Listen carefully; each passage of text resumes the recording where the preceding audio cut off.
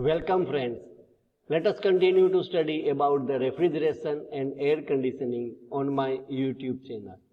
Kindly like, share and subscribe my YouTube channel. In today's lecture, we are going to study about the construction and working of domestic refrigerator and water cooler. Domestic refrigerator. So as we have studied, the domestic refrigerator, that is our fridge, works on the vapor compression refrigeration cycle, and we know that VCRS having four components. First one is the compressor, second one is the condenser, third one is the expansion valve, and fourth one is the evaporator. So you can see in the image, it is also available in form of animation also. So you can see in the image, this is the fridge door. So that is the back side, or this side is the back side of the fridge.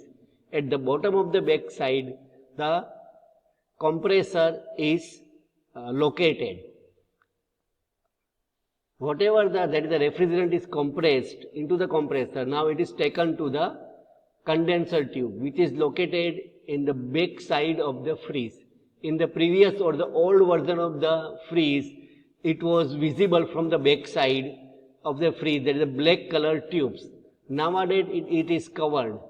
So this is nothing but the condenser tubes, and these are the this is the expansion valve, and now the refrigerant from expansion valve now enters into the evaporator, and evaporator is located in the freezer chest or in the freezer region, or if you will see minutely, the tubes are provided around the freezer, and the tube, from the tube, the refrigerant passes, which is near about at the temperature of minus 10 degrees Celsius.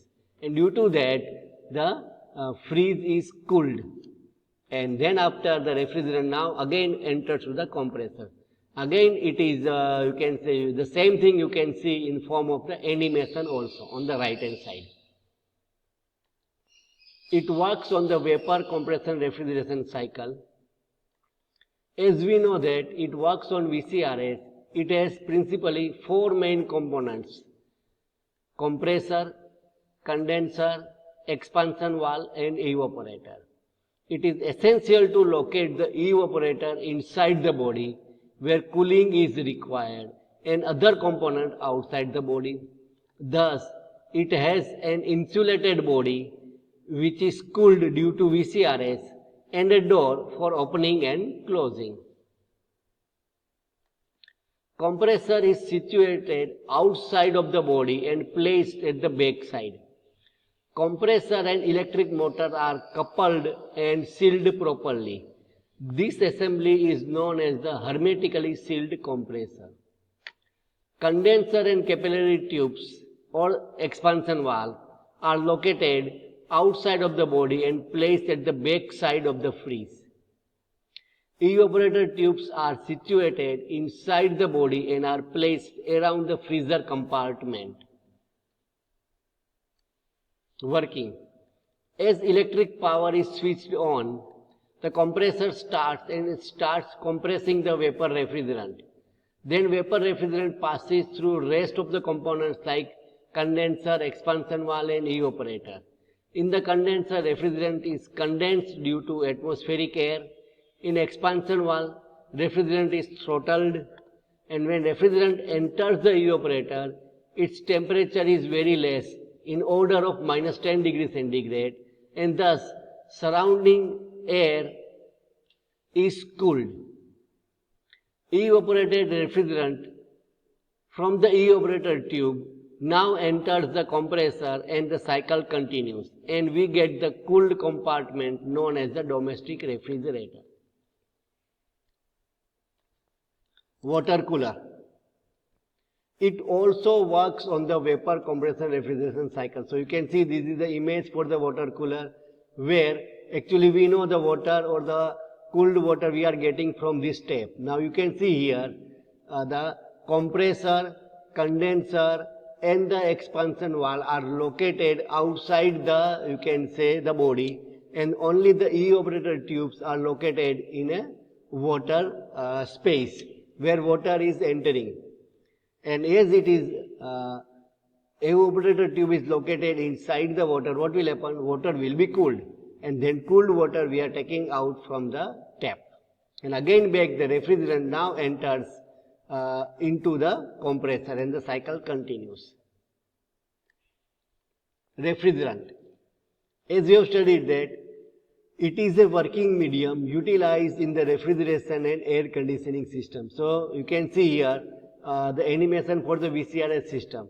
So in that the compressor, the working medium is compressed. And what is the working medium? Refrigerant. Then in the condenser, refrigerant is condensed, that is vapor is converted into liquid. What is that? That is the refrigerant. Working medium is condensed. Similarly, it passes through the expansion valve. Similarly, the refrigerant passes through the evaporator tube. And these are the development stages for the, you can say, refrigerant that we have studied. Now, what are the different properties or the required property of a good refrigerant? So, it should have a low boiling point. The refrigerant must be easy to liquefy at moderate pressure and temperature. Non-corrosive to the metal and parts and motors, winding, insulations and other insulations. So, it should be non-corrosive, not affected by the moisture. It should not be flammable. So, it should be non-flammable and non-toxic, environmentally safe, and last but not the least, cheap and easily available. So, these are the different properties of a refrigerant. Clear? What are the different types of refrigerants? So, refrigerants are again classified according to, you can say, the table. There is a chlorinated, that is having some chlorine. HFC means chlorine-free refrigerant. Low GWP, that is a low global warming potential refrigerants, and halogen-free refrigerant. So, it can be single substance or it can be blended, mixing of any two. So, these are the, you can say, different types of refrigerant. But now let us study the some of the refrigerant with their properties. So, there is R12, R22 and R290 are the three different refrigerants, and these are the different properties or a comparison of properties. What is the component? So, it is nothing but the chlorofluorocarbon, and it is a methane base. R22, it is again hydrochlorofluorocarbon. It has the less chlorine compared to R12. And R290, it is a hydrocarbon, HC, and it is a propane base. Uses, it is utilized in the refrigeration and air conditioners. ODP, that is the ozone depletion potential. So, how much it is having the potential to deplete the ozone layer? Here it is 1, so it is high. For R22, it is less, and R290, it is 0. GWP, that is a global warming potential. So, how it is affecting the global warming? R12, it is a high. R22, it is a medium, and R290, it is a low. Eco-friendly. R12 is not eco-friendly. R22, again it is not eco-friendly. R290, it is eco-friendly. Because it has 0 ODP, that is the ozone depletion potential, and very low GWP, that is the global warming potential. Flammable? No, but this is also flammable. Any specific? This R12 is banned in year 1994, so nobody can use it. R22, it will be banned by year 2030, and here there is no specific. What is the price? You can see the price. The R290, it is a price range from 600 to 3000 per kilogram. Similarly, there are other refrigerants, R134A refrigerant, R404A refrigerant, R410A refrigerant, R450A refrigerant, and these are the different properties of the refrigerants. Let us compare the different types of refrigerant utilized for the freeze. R12, R134A, R290 and R600A based on the GWP and the ODP.